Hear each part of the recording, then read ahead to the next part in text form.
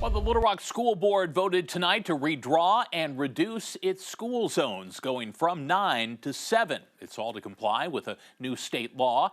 Channel 7's Andrew Mobley was at tonight's meeting.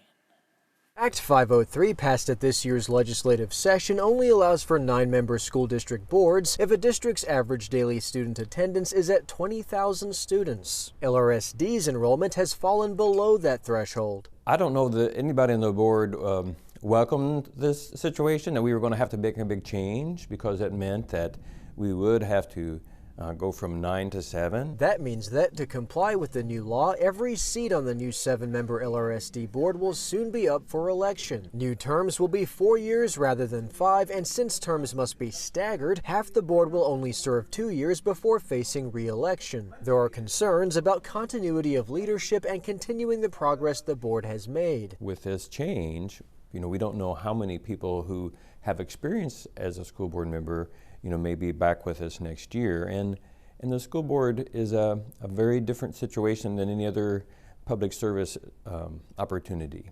And so I think it does help to have at least some people who have had that experience before. In June, the board hired a firm called Citygate to redraw its zones for an estimated $12,000. There have since been 4 drafts Citygate has created, each successive draft informed by input from a public comment period. We have been looking at the proposed maps, and one of the things that the people who work with this want to do, and they need to do, is make them balanced in terms of population. And then we want to look at things like, is there a way we can have some continuity from the previous zones, or is there a way that we could try to keep communities together and not divide a community? Tonight, the LRSD board voted to approve Citygate's 4th draft of its new zone map, the one most informed by public input. It seems to be representative of communities well, and I believe that everyone can live with what 4 brings. Here you can see the 7 new zones, elections for all of which will be held next March.